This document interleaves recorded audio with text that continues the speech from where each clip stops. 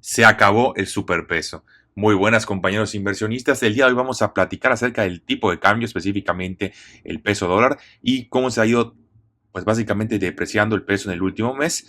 ¿Por qué está pasando esto y por qué es altamente probable que continúe depreciándose el peso? Comencemos. Bueno, lo primero que hay que entender es un poco de contexto, ¿no? Si vemos en los últimos 5 años, realmente la situación no está tan mala con respecto al tipo de cambio. Y hay que recordar que justo después de la pandemia el precio del peso dólar se estabilizó más o menos en los 20 pesos por dólar, ¿no? Estuvo en un rango bastante consolidado y específicamente a partir de finales del 2022 es como cuando empezamos a observar una tendencia pues muy positiva, muy alcista para el peso, ¿no? Apreciándose con respecto al dólar hasta llegar a un tipo de cambio básicamente de 16, ¿no? Un poquito menos como en 16.44 en abril de este año, ¿no? Que fue el mínimo y que es un tipo de cambio que no habíamos visto hace años, ¿no? Literalmente.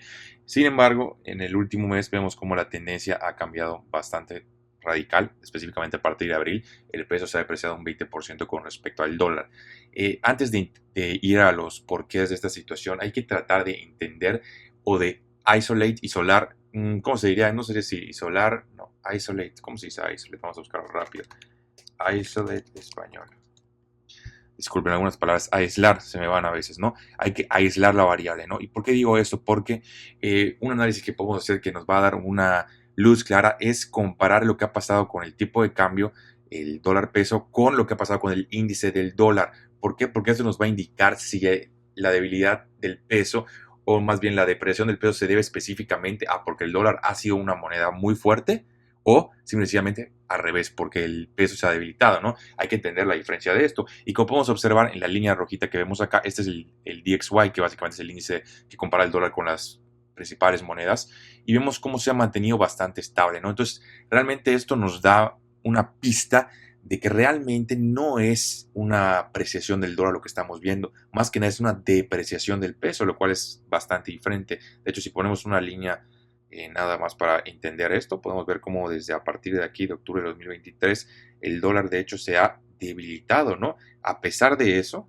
a pesar de que el dólar se ha debilitado, si seguimos aquí, vamos a agarrar este punto por acá, vemos cómo el peso también se ha depreciado aún más, ¿no? El tipo de cambio ha subido, lo cual significa que el peso se ha depreciado más de lo que se ha depreciado el dólar, ¿no? Para entenderlo más sencillo.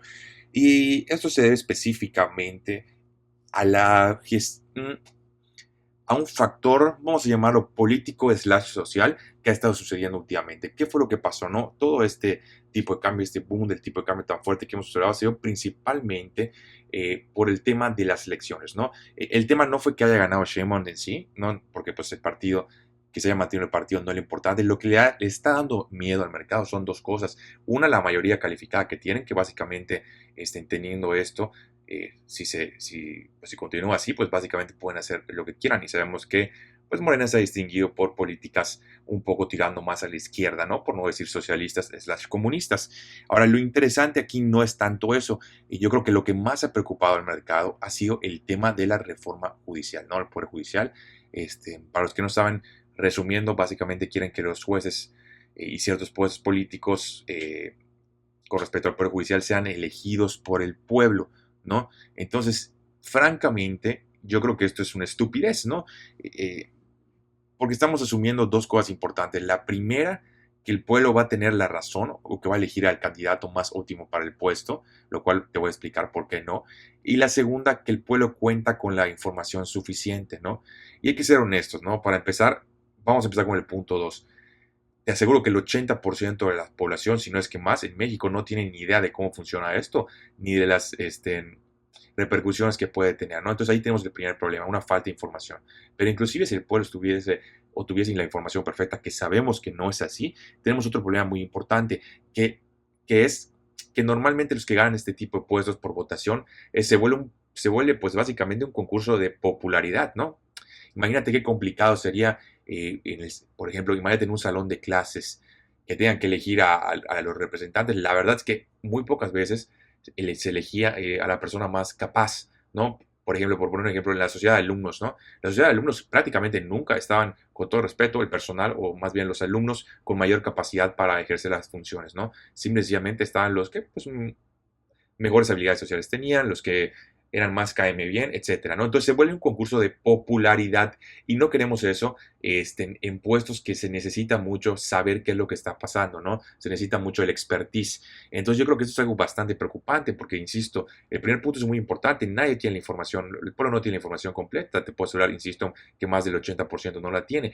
E insisto, aunque la tuvieran, se vuelve un concurso de popularidad. Entonces, ¿quiénes son los que van a tener ese puesto? Pues a lo mejor los que estén afiliados al partido que tenga más poder en el momento, o a lo mejor los que sean más atractivos físicamente, que también es algo que juega mucho en esto, a lo mejor los que sepan comunicarse mejor, los que prometan más, etcétera, ¿no? Entonces es algo sumamente, sumamente consternante, ¿no? Y preocupante el hecho de que esto pueda suceder así, sin mencionar todas las trampas, entre comillas, que pudiesen suceder, ¿no? Entonces, ahí entramos en un problema muy importante para nuestro país. A diferencia de otras reformas, creo que esta sí es altamente perjudicial y no me gustaría que pase. Estoy seguro que vaya a salir gente que no, no sé qué. Bueno, si tienes alguna razón por la cual esta reforma puede ser una buena idea, por favor, déjame en los comentarios porque desconozco una buena razón. No he tratado de analizar el tema y no veo ningún punto positivo, honestamente, siendo súper objetivo. Pero bueno, yo creo que es algo súper importante y es algo que le ha preocupado bastante al mercado, ¿no? Esta reforma judicial, desde que empezó a comentarse, desde que básicamente se dio un hecho que iba a pasar en septiembre, pues el mercado ha estado bastante nervioso, ¿no? Bastante nervioso porque se genera mucha incertidumbre política y se pierde esta cohesión que debe de haber, que el gobierno permita pues que exista un mercado regulado, que haya una competencia sana, etcétera, ¿no? Este marco político que es tan importante, ¿no? Para el inversionista, esta seguridad que le da, porque vamos a poner un ejemplo, si vas a invertir en el Congo, por poner un ejemplo drástico, ¿quién te asegura que no van a expropiar tu empresa, que te van a pagar, que te van a cumplir con los derechos como accionista, etcétera, ¿no? Estoy poniendo un ejemplo radical para que quede claro qué es lo que pasa, ¿no? Los inversionistas siempre ven en esta certidumbre, o insisto, esta certidumbre que le podremos llamar